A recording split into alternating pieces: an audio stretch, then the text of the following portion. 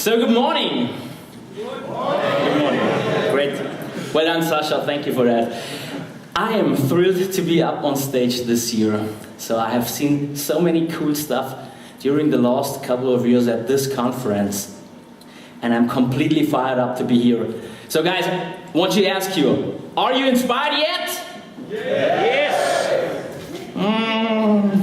I can't have that, definitely, of any other conference, so come on. I thought this one is completely different. So again, are you fired up to be here? Yes. Okay. Just one more thing. My wife is standing in the back. Don't blame me here. We try it once again, okay? Are you fired up to be here? Yes. Yeah, now we're talking. That's right. So look, what I love to do this morning is to talk a little bit about content management, about the future of content management and NIOS. And what I also love to do, talk a little bit what we achieved during the last year when NIOS was arrived. And of course, we will talk a bit about the progress of NIOS development and the exciting future we have with this incredible product. So during the last years, I was at lots of conferences, and not only as an attendant but also as a speaker.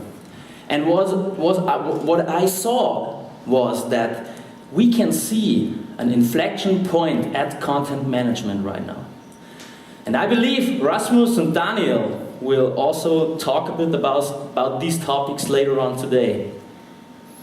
What we also see is a world where customers and consumers more and more demand an integrated information and commerce experience. So the lines between those areas being blurred, let me just say they're becoming fuzzy. So a new kind of handling content is emerging. And I know this is felt like a bold statement, but what I'm saying here is the lines are not just getting blurred or becoming fuzzy, but we're completely obliterated. So what we have seen in the last 12 months is that this is not just an evolutionary change. This is the start. This is the start of the content commerce revolution. And that is not about content management or commerce. This is what is already happening today, day in and day out. And in this revolution, and I don't want to use this word lightly, in this revolution, the consumer, the individual, is at the center. So that means that the user, or let me say, the customer, is in charge. Don't have a doubt about that. The consumer is in charge. And we, with our technology enabling that, the user is in charge and has profound implications. So let me give you an analogy here. How many of you own an iPad or a tablet? Okay? So how many of you consume your media, your news, your video, your entertainment? How many of you consume that in a fundamentally different way than you did before you got your iPad? Okay? Me too, right? So in a media world, I am in charge, and so all of you guys, we are in charge. And guess what? The iPad is less than 5 years old, so that means in a period of 4 years, the media industry has been completely transformed, and the customer is now in charge, and all the content providers are trying to meet consumer at their needs. And I'm here to tell you exactly same thing is happening in commerce. Technology is now enabling consumers to be in charge. And that has definitely profound implications. So now what is exciting here is that the fact, 2 or 3 years ago, manufacturer and brands didn't that, but now the fact is manufacturer, brands and merchants are recognizing that fact. And even in the more process-oriented B2B world, companies even if they're big or they're small, recognizing that, and they are fighting back because they just can't have any, or no longer have any website, and hope it will drive a little bit of traffic. So more and more companies in all areas and sizes are realizing that they need to go out, and reach their consumers with their stories, where they are. And that means they need to reach out to those consumers at their touching points. And consumers are increasingly using multiple screens as you do. So they are using their mobile phones, they are using their tablets, their laptops, and it started that they are increasingly using the TV sets as well. So storefront windows was on stores, screens are all over the places. And they're going to act in a way that engage consumers. And companies need to reach those consumers exactly in that way. So multi-channel publishing, multi-channel commerce, that's not consumer language. Of course not. But it is the language that companies are using because they have to reach their customers. They have to reach their customers and build relationships with them on the consumer terms. And what's emerging here is an experience for consumers to combine the best of both worlds, and that means combine the offline and the online world. And now companies have the opportunity to provide an experience that is the best of both. That is the best for consumers online and offline. And this is an engaging experience. So understanding to deal in a smart and sophisticated way with the content can drive their businesses. And I'm pretty sure you might ask now, why are we always talking about commerce? This is a conference and intended to be one for content management. I will answer that. Because finally, every website, every content has a goal. And these goals normally will track back generating revenue. So that's commerce. That's simply commerce. So those companies understanding that approach, they're gonna win in this digital revolution where content is becoming more and more the heart of commerce. So those are the companies engage consumers and build loyalty with those consumers. They will build loyalty with those consumers all the time. And we with our technology like Neos, enabling our customers exactly doing this. We enable our customers telling their stories. And that's what it's all about. That's what content management in the end is. It's about storytelling. But a story is nothing. A story is nothing without the right content. And the need for managing that diverse content types is becoming more and more prominent in all areas.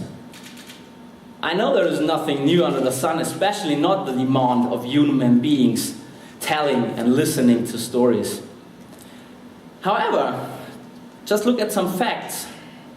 How the relevance of storytelling, or let me say the art of content marketing, increased over the last years. It increased tremendously. And is still going on. So this is definitely a hot topic. And it will stay hot. And I will quote here a famous marketeer named Serge Godin. And what he said is, marketing is no longer about the stuff you make or the products you build. It is about the stories you tell. So, let me jump to an example. I will talk about the project which is called the Significant Object Project. And what they did at that project was pretty simple. The Significant Object Project, which was a literary and anthropological experiment, demonstrated following. It demonstrated that the effect of narrative on any given object, subjective value, can be measured objectively. Fucking what? Pretty awkward, isn't it? So let me explain that in simple words. What they did is they bought 100 flea market products. They bought 100 flea market products, and then at a price of $1.25 for each. So they spent $125 in total for that set of product. And what they did is they made up some stories around these products. Some of these stories were written by themselves, but some were also written by really famous authors. And one was the article for the wooden animal you see behind me on the screen. So the writer for that great story, for that great piece of story, was Meg Cabot. She's a famous movie writer. And what was the story about? The story was about a young girl. And that young girl was finally betrayed when she was not able to come along with her boyfriend for spring break in Mexico. The boyfriend, instead of hers, took her best friend with him, and then when he went back from the trip, he brought her this wooden animal and said, hey, this was really nice stuff I found at some small village in Mexico that was made from wood carved from some native Mexican village people. But she finally, in the end, found out that she was betrayed. And the story was written so sad but emotional that the animal raised a margin over 14,000% on eBay. So think about that. You see, stories can be really intense, they can be really powerful, and what they also do, they're helping merchants selling their products. So, enough. Let's get back to our story. Let's join the near story from the 1.0 version, which was launched a little bit over a year ago, and I'm pretty sure you know that. It was a pretty important milestone for that project. Even if some features are missing, and I'm pretty sure you are all aware and know what features are missing or were missing at that point of time. But what we did in the last year and what the team did was great, because they was able to deliver so important features like localization, based on the content dimension concept, which is truly one of the great innovations here on that product. The content dimension paired with a content repository gives us the power of achieving real multi-channel publishing. And that is the core which has the impact to influence the whole industry when it comes to content-driven commerce. So we talk about empowering and enabling not only customers, but also us as a community. What we need here, we definitely need here, is momentum. And momentum can only be gained if we go out and spread the word about that revolutionary product, about this incredible and awesome product, and of course, about these amazing approaches. You are the ones that are driving this revolution.